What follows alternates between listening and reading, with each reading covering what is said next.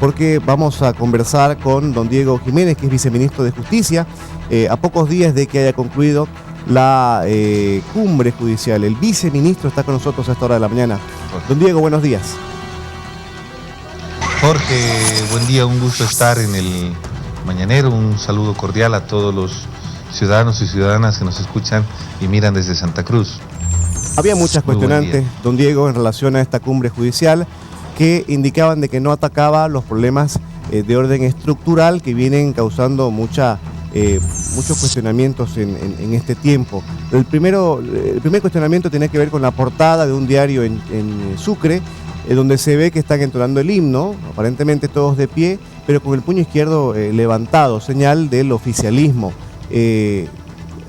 ¿Cómo se puede entender esa figura, esa imagen? A ver, permíteme, Jorge, plantearte dos elementos fundamentales, muy concretos. Primero, el tema de la foto. Se tomó con tan mala intención o se pretendió dar solo una perspectiva donde una parte y la parte de adelante, donde estaban los ministros, los viceministros, algunos diputados, los representantes de las principales organizaciones sociales y los miembros de las testeras, obviamente el vicepresidente, el presidente, alzaban el puño izquierdo al momento de entonar el himno, pero eso es una visión muy parcial. La gran mayoría no alzó el puño. Yo quisiera que muestren imágenes más de perspectiva general que malintencionadas solo de una perspectiva. Ese es un primer elemento y lo podemos mostrar. Vamos a subir imágenes de ese momento a la página web del Ministerio de Justicia. Espero que le puedan hacer seguimiento en el transcurso de la mañana. Un segundo elemento, yo escuchaba y se resume quizás.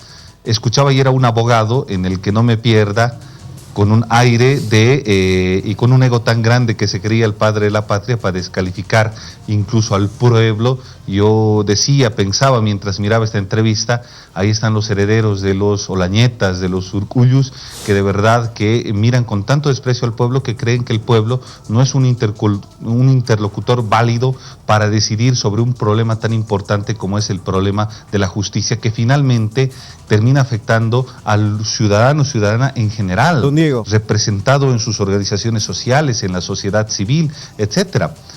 La composición de la cumbre, Jorge, tenía un componente de participación diversa: organizaciones sociales, sociedad civil, instituciones colegiadas académicas e instituciones estatales. Pero ante por eso, supuesto, don Diego, que una mayoría, don Diego, permítame, ante de eso, composición, se quejaban algunos actores de la sociedad civil organizada en relación a una desproporción en el número de participantes según los sectores que representaban.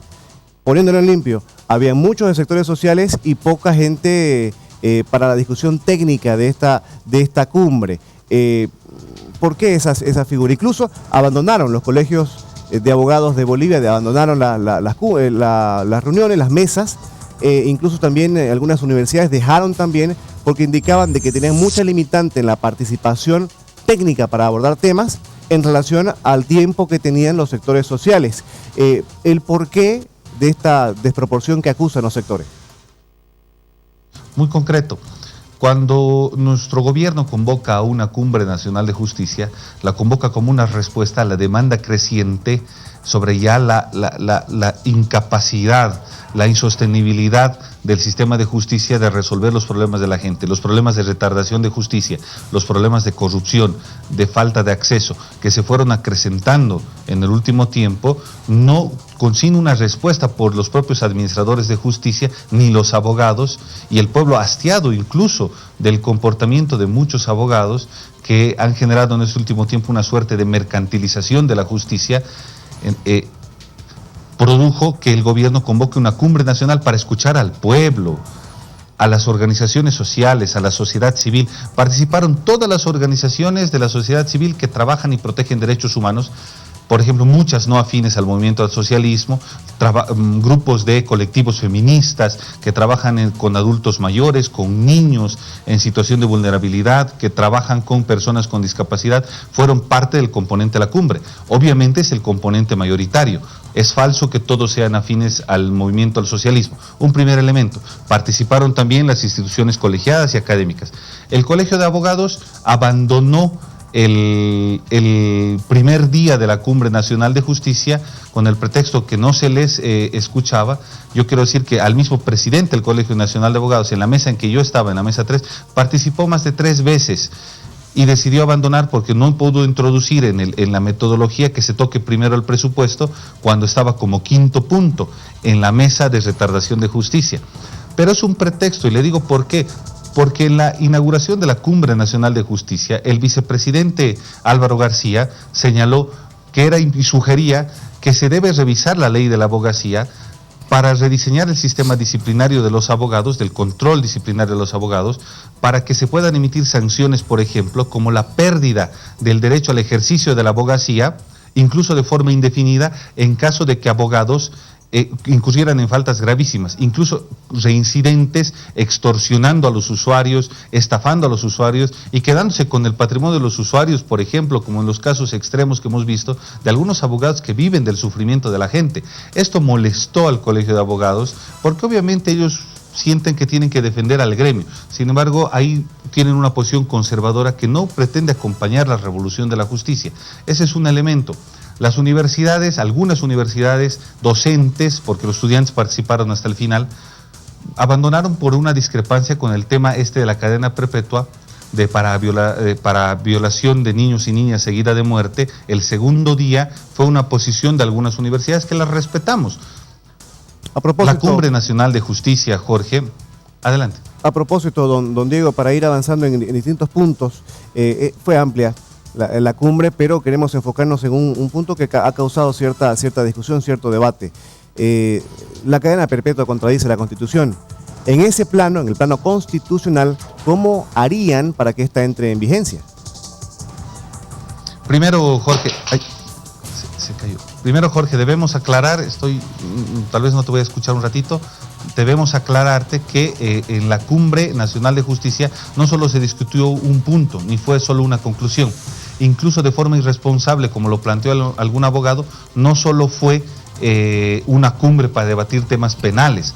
La Cumbre Nacional de Justicia tuvo más de 100 conclusiones que hacen a un componente estructural, desde la formación de los abogados, la reestructuración del sistema de justicia, separar, por ejemplo, el Consejo de la Magistratura, la potestad de designar jueces de la potestad de controlar jueces, creando una instancia independiente como la Inspectoría Judicial. En este contexto se discutió también, por ejemplo, toda la reforma del modelo de gestión judicial, toda la implementación de la tecnología, y así también en materia penal, en la mesa de política criminal y sistema penal, refundar todo el sistema de justicia penal, orientado y orientada a que tengamos un nuevo sistema que vuelva a clasificar los tipos penales que hoy por hoy tienen el mismo procedimiento. Le doy un ejemplo: le da igual a un fiscal el robo de un celular que un feminicidio, porque tiene que aplicar el mismo procedimiento. En la propuesta de la Cumbre Nacional de Justicia deben aplicarse un sistema que divida entre crímenes, delitos y faltas. El primero, con toda la fuerza del Estado y toda la rigurosidad del Ministerio Público para encarar los delitos más graves que le afectan a la sociedad boliviana. Un segundo elemento, los delitos que tienen que tener un tratamiento diferenciado, un procedimiento más corto, y buscar penas alternativas a la prisión, por ejemplo, a la pena privativa de libertad, como las multas, como las... Sí, adelante. Sí, lo que pasa es que no está respondiendo a la pregunta que fue tan puntual en relación a la cadena perpetua. La cadena perpetua no es otra cosa más que endurecer una pena que ya está prevista en las leyes. Y esta cadena perpetua contradice la actual Constitución vigente. ¿Cómo harían, para ponerla en vigencia? ¿Tendrían que modificar la Constitución, viceministro? Pero por supuesto, Jorge. Lo que pasa es que yo te estoy queriendo mostrar un panorama de reforma del sistema penal mucho más amplio, que se decidió en la cumbre y que no depende del tema de una conclusión que es la cadena perpetua. Lo que pasa es que el tema de la cadena perpetua, viceministro, no fue abordado en las otras precumbres y encuentros que hubieron previos a esta cumbre. Y eso es lo que llama la atención, que no se tocó en la precumbre y se tocó en esta cumbre. No, permíteme hacerte una aclaración.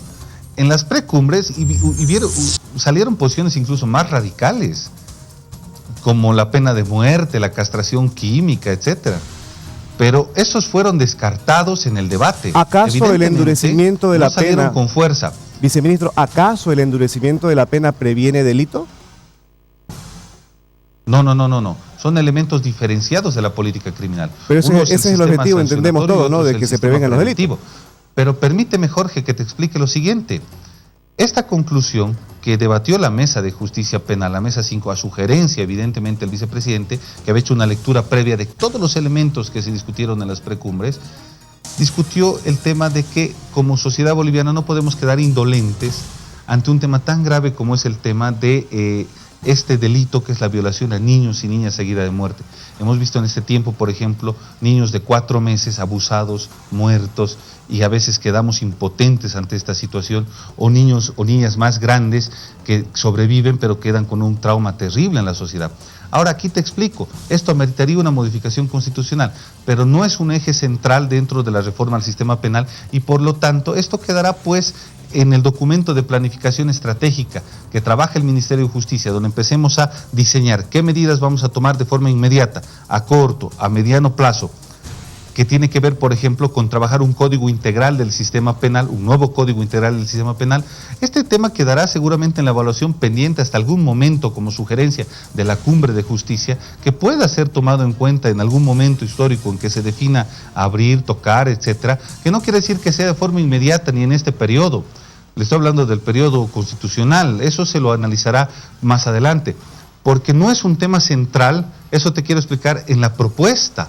Las más de 100 conclusiones que hacen a una reforma integral de la justicia, que apuntan a una transformación estructural de la justicia, no dependen de este elemento del que todo el mundo está haciendo escarnio, porque es un elemento que da que hablar, porque les interesa más hacer diagnóstico político que técnico. Pero nosotros de verdad, seguramente en el documento que estamos trabajando de planificación estratégica, quedará ahí como uno de los temas, se evaluará técnicamente en qué momento podrá ser aplicado o quedar para una posibilidad más adelante, porque definitivamente la transformación de la justicia en materia del sistema penal pasa por otros elementos, por ejemplo, introducir de forma contundente la justicia restaurativa, crear un sistema de faltas con jueces contravencionales o jueces de faltas, donde en procedimientos altamente cortos de una audiencia se resuelvan estos delitos de mínima cuantía, de daño menor, que hoy por hoy a la gente le cuesta ir a un proceso innecesario, se resuelvan inmediatamente sin participación de abogados y del Ministerio Público, entre las partes y un juez de contravenciones o un juez de faltas. Eso, por ejemplo, se aplicará de forma inmediata. Eso de verdad apunta a solucionar los problemas de la gente, de la sociedad que en este momento haya peregrinando los juzgados sin encontrar una solución a sus problemas. Es un agujero negro la justicia en Bolivia, así lo calificó el vicepresidente Álvaro García Linera. El desafío de quién más es revertir aquello. Don Diego Jiménez, gracias por la deferencia. Tenga usted buen día. Jorge, muchas gracias. De verdad la Cumbre de Justicia fue un éxito porque debemos aclarar que es el inicio, nos marca la ruta de transformación de la justicia. No es mañana, pero nos permitirá encarar un proceso largo, que de resultados, que es estructural, porque no solo es un tema de personas, de normas, sino también de imaginarios colectivos, de la propia sociedad hacia la justicia, de desjudicializar muchos de los comportamientos y en este momento que están judicializados y de verdad invertir, garantizar la independencia judicial a través de la institucionalización de la carrera judicial y de darle un verdadero cuerpo institucional al sistema de justicia. Esas son las conclusiones de fondo en la Cumbre Nacional de Justicia. Jorge, muchas gracias. Gracias otra vez, que le vaya bien.